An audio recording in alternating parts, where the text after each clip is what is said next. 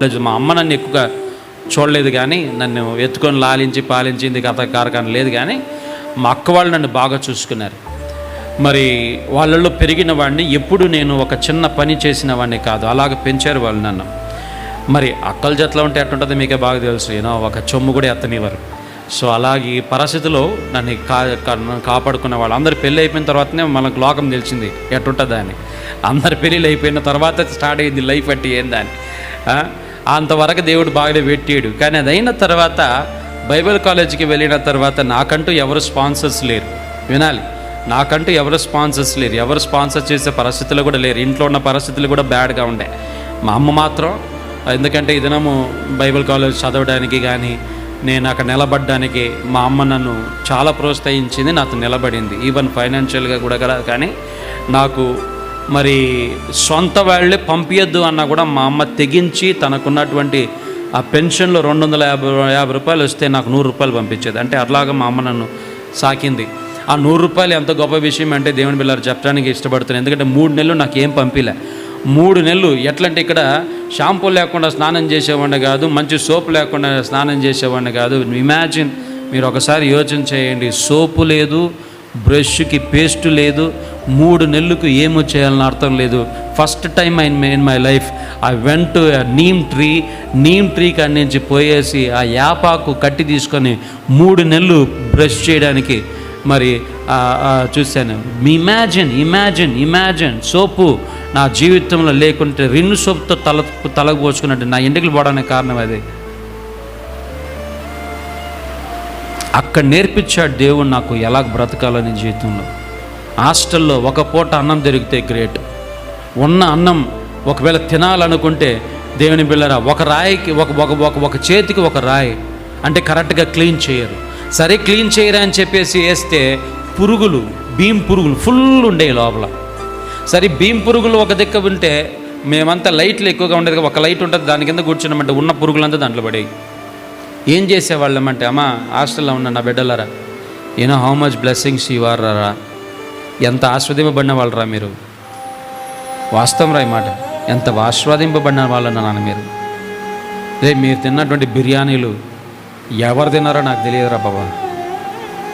మీరు వేసుకున్న దుస్తులు మీ ఇంట్లో ఉన్నప్పుడు కూడా ఉన్నాయో లేదు, కానీ దేవుడు మీకు ఇంకా గొప్పగా ఇచ్చారు. You need to be very thankful to God for that. I'm telling you. లాస్ట్కి ఈ రసం అంటే ఏది దొరక్క రసం ఏం చేసేవాళ్ళం అంటే, నేను గొంత ప్లేట్ అంటారు కదా, గొంత ప్లేట్ ఎత్తుకొని పూర్తిగా నింపితే గొంత ప్లేట్లో దాన్ని ఇట్లా జాడిస్తే పురుగులన్నీ పైనకి వస్తే ఆ పురుగులు ఇట్లా దోసుకొని ఆ పైన అన్నం తిని బతికినటువంటి దినాలు ఉన్నాయండి.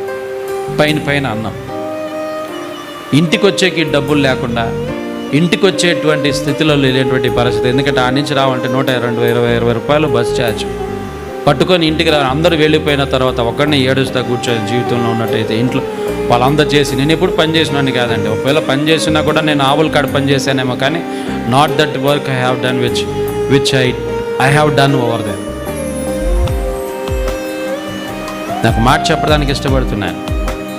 అన్ని స్థితులలో అన్నిలాగా జీవించడం నేర్చుకోవాలి. ఎందుకంటే మనం ప్రార్థనలో ఉండాల్సినది ఏంటంటే, నాన్న నేను ఏ స్థితిలో ఉన్నా నాతో ఉండు చాలు.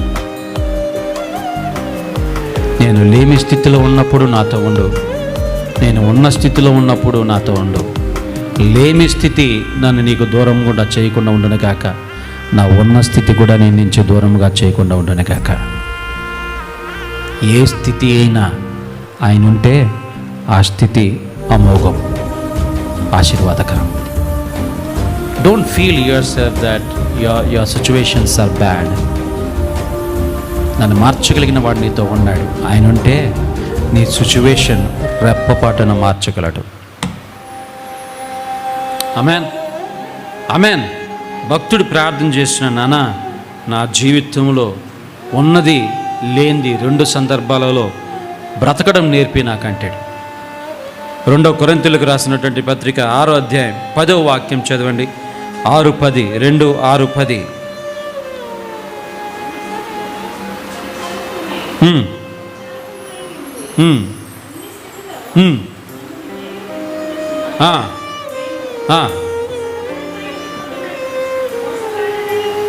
మోసగానమై ఉండినను సత్యవంతులం.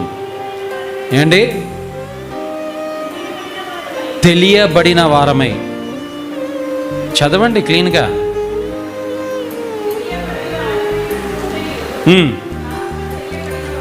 మాకు తెలవలేనటువంటి స్థితిలో ఉన్నా కూడా బాగా తెలిసిన వాళ్ళం.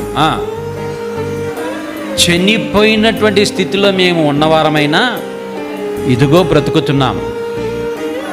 శిక్షింపబడిన వారమైనను సరే, చంపబడిన వారం, దుఃఖపడిన వారమైనటువంటి ఎల్లప్పుడూ సంతోషంగా, మా దుఃఖాన్ని సంతోషంగా మార్చే దేవుడు మాతో ఉన్నాడు. దరిద్రులుగా ఉన్నట్టుగా కనబడతామేమో కానీ మేము ఐశ్వర్యవంతులం. అనేకులకు ఐశ్వర్యము కలుగు చేయి వారము, ఏమీ లేని వారమై ఉండినట్లు సమస్తమును కలిగి ఉన్నవారం, సమస్తుడైనటువంటి యేసయ్యను కలిగి ఉన్నవారం. ఆమేన్. మేము కనబడతామేమో ఏం లేనట్టుగా, మా జోబులో చిల్లి కవ్వ ఉండదు. మేము ప్రార్థన చేస్తే మీ కడుపులు నిండుతాయి, మీ జోబులు నిండుతాయి. మా చేతిలో తీసుకుపోవడానికి ఏముండదేమో. మేము మోకరిస్తే దేవుడు మిమ్మల్ని ఆశీర్వదిస్తాడు. మేము శ్రమ పడుతున్నట్టుగానే కనబడుతున్నాం, దీనులుగానే కనబడుతున్నాం, కానీ క్రీస్తులో ఐశ్వర్యవంతులం. ఆమేన్. నోళ్ళున్నవారు ఆమేన్. అందుకనే ప్రభు గారు చెప్పినటువంటి మాట, పరలోకమందున్న నా తండ్రిలో మా అనుదిన ఆహారము నేడు మాకు దయచేయము. సామెతలు 19:3 చదవండి. సామెతలు 19:3. సామెతలు 19:3. అట్టివాడు హృదయమున యెహోవా మీద కోపించును, ధనము కలిగే వానికి స్నేహితులు అధికంగా ఉంటారు. దరిద్రుడు తన స్నేహితులను పోగొట్టుకుంటాడు. కోడసాక్షి శిక్ష నొందకపోడు, అబద్ధములాడవాడు తప్పించుకొనడు. దరిద్రుడికి స్నేహితులు ఎక్కువగా లేకపోవచ్చబ్బా.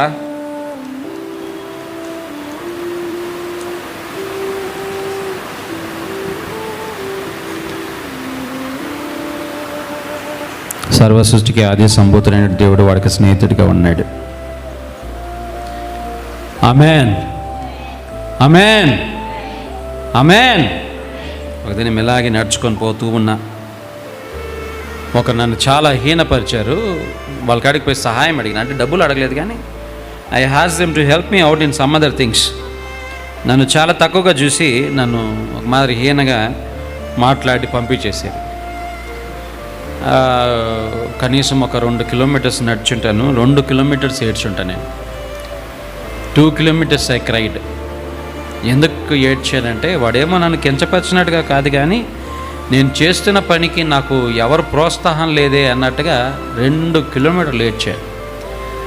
ఈ 2 కిలోమీటర్లు నేను ఏడ్చినటువంటి ఏడుపు 25 సంవత్సరాలు నన్ను దేంట్లో తక్కువ చేయకుండా దేవుడు చూసుకున్నాడు. 25 years ఇన్ ద మినిస్ట్రీ. 25 సంవత్సరాలు నా సేవా జీవితంలో దేవుడు ఏదినూ ఎక్కడనూ కొరత చెయ్యలేదు. ఆమేన్. నాకు చెయ్యని దేవుడు మీకు కూడా చెయ్యడు, ఎందుకంటే నాతో ఉన్న దేవుడు మీతో ఉన్నాడు. ఫరో గర్వపడాడు, ఆస్తి అంతలొచ్చేతలకి ఫరో గర్వపడాడు. ఎవరా దేవుడు అని కూడా అరిచాడు. కానీ దేవుడు ఎవరని ఆయనకి చూపించాల్సినటువంటి పరిస్థితి వచ్చింది, దేవుడు చూపించాడు. నువ్వు ఆ పరిస్థితి తెచ్చిపెట్టుకోకు, నువ్వు ఆ పరిస్థితి తెచ్చిపెట్టుకోకు. మరి అది ఎక్కడ చూస్తామంటే నిర్గమకాండం 5:2 చూస్తాం. అది ఎవడా దేవుడు అంటాడు. చూడండి, నిర్గమకాండం 5:2.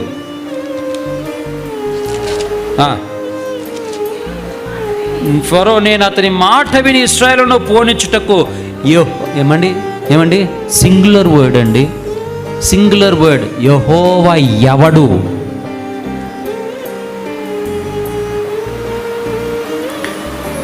The greatest miracle in your life that you are getting up in the morning and going to your work. అది నీ శక్తి కాదు, ఆయన బలము మాత్రమే. నీ కాళ్ళు పడిపోతే, చేతులు పడిపోతే పోతా? నీ కాళ్ళు చేతులు పడిపోతే పోతా పనికే? సంపాదించగలవా? నీ సంపాదన కూడా ఆయన ఇచ్చిందే. నువ్వు ఏదైనా సంపాదిస్తున్నా అంటే కారణం ఆయన కృప. Nothing is ours, everything is his. Only thing that we're vessels to him to work in this wealth. Amen. The greatest miracle in your life is that you are getting up in the morning and working and going for your studies. ముగిస్తున్నాను. దేవుని బిడ్డ జీవితంలో ఏదానికో పాకులాడుతూ ప్రార్థన చేస్తూ ఉంటాం. ఈ రెండు ప్రార్థన మన జీవితంలో ఉండునుగాక. నానా, ప్రయోజనము కానిది ఏదైనా సరే నా నుండి తీసేయి. నానా, నాకెంత కావాలో అంతే. ఎక్కువ అయ్యొద్దు, తక్కువ అయ్యొద్దు. తక్కువ ఇస్తే నేను దూషిస్తానేమో, ఎక్కువ ఇస్తే నేను ఎవడంటానేమో. ఈ రెండు లేక నాకు, నా కుటుంబానికి ఎంత అవసరమో అంత మాత్రమే అనుగ్రహించునుగాక. ఆమేన్.